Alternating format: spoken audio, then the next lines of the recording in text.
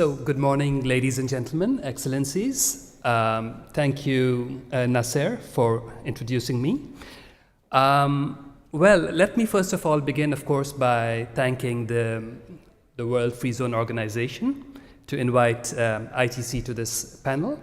I would also like to congratulate you. I'm looking at Samir for your first anniversary. I see that the family has grown very quickly. You have 145 members from 40 countries within 1 year, and that, in my view, is a huge achievement, and it is probably a sign of the value you bring to your members as a world organization.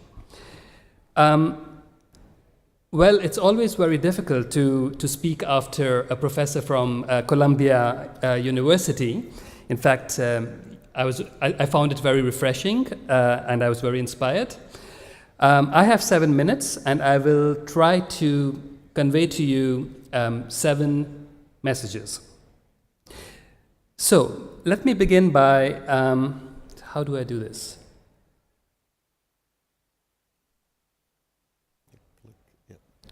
Right, okay, a lot has been said about how global trade has been evolving, the trade patterns which have been changing. Perhaps from my side, a couple of quick thoughts. As you can see, the share of trade in GDP has been growing. It's about 33% today.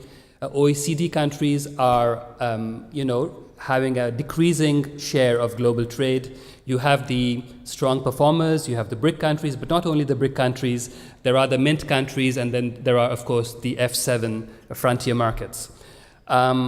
There are also shifts in terms of markets. In 1996, Africa exported 50% of all its merchandise trade to Europe. Today, that share is 36%, and their share of exports to Asia has increased from 11% to 19%, and the trade within Africa has moved from 13% to 21%. So this shows how markets are changing and how trade flows are changing.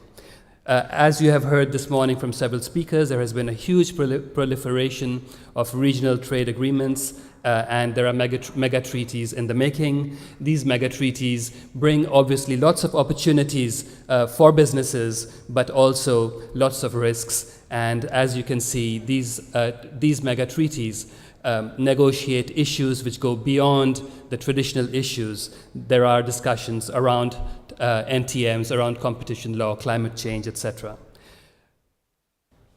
I will not go into this, but this is basically the spaghetti bowl, which a lot of people have been talking about, and the spaghetti bowls bring opportunities, but also bring the complexities, as you can see, particularly for developing countries. Imagine a country like Malawi or Burundi or Burkina Faso trying to make sense of the spaghetti bowl. It is not very easy. I will skip these slides in the interest of time, but you can see how every region has a wide plethora of regional trade agreements and free trade agreements. So, my second message to you is really about the increasing fragmentation of trade. You have heard today that 70% of world trade is in intermediaries. Global value chains are a reality today. Income from global value chains have doubled over the last 15 years, and China, in fact, has increased its income 6-fold over the last 15 years by participating in these global value chains. Global value chains bring a new nexus of trade, of investment, of services, and of know-how. And we heard a lot about the iPhone this morning from Professor Xavier, and many of you might not know this, but the iPhone 6 is made up of inputs from 785 suppliers from 31 countries around the world. And this shows you how complex trade has become and global value chains have become today. Free zones are, of course, very fertile platforms to help integrate global value chains. This shows you, yes, the supplier diversity, and as I told you, the 785 suppliers of iPhones. My third message today is really about the increasing servicification of trade. As you know, with global value chains, services become very important. Logistics services shipment, shipping services, transport services, telecommunication services, and the role of logistics is very, very important when it comes to global value chains.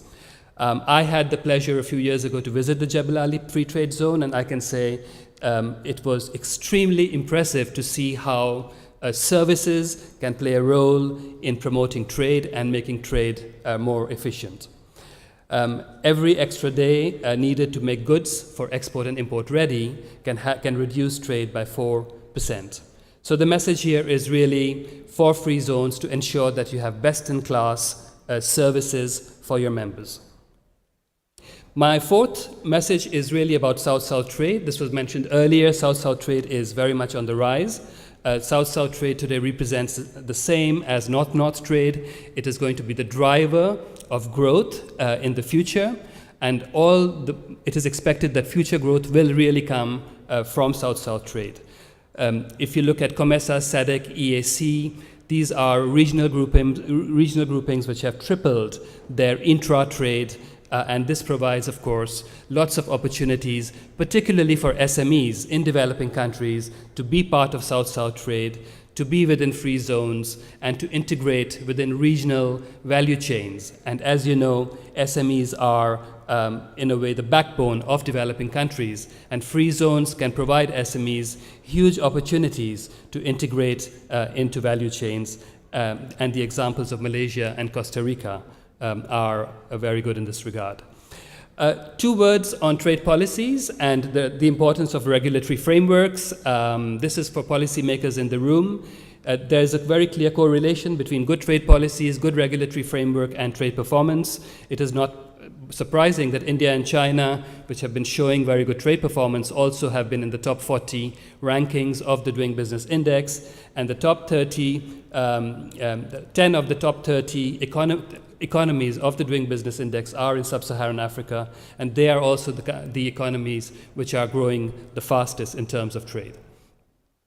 FDI and trade are two sides of the same coin. We have been talking a lot about FDI in isolation, but the fact of the matter is that FDI boosts trade both indirectly and directly. Indirectly by investments in ports, in roads, in telecommunications, and directly by FDI investments into production facilities of trade. China is a great example. It is the largest exporter, but it is also the second largest recipient of FDIs. So there is a very clear correlation between trade growth and FDI, receiving FDIs. And of course, FDI brings in technology, know-how, skills, and helps build competitiveness. And my final point, many of you must be probably wondering, what is the world of tomorrow going to look like? Ernst & Young and PricewaterhouseCoopers have done some studies recently, and there are some interesting revelations in terms of what the world of tomorrow is going to look like. Let me just share with you some of their findings. So, world trade in goods is going to increase to 35 trillion, 2.5 times that of today. Trade in services will increase to 6 trillion. It will double as compared to today. Chinese exports to Europe will be as much as US exports to Europe. FDI will be primarily directed to emerging economies. Emerging economies are going to challenge the developed economies in terms of high-end consumer durable production. The F7 frontier markets are going to become growth markets. The flow of services trade from Europe will mainly be directed to Asia. And perhaps to say that machinery and transport equipment will be the fastest growing sectors in 2020.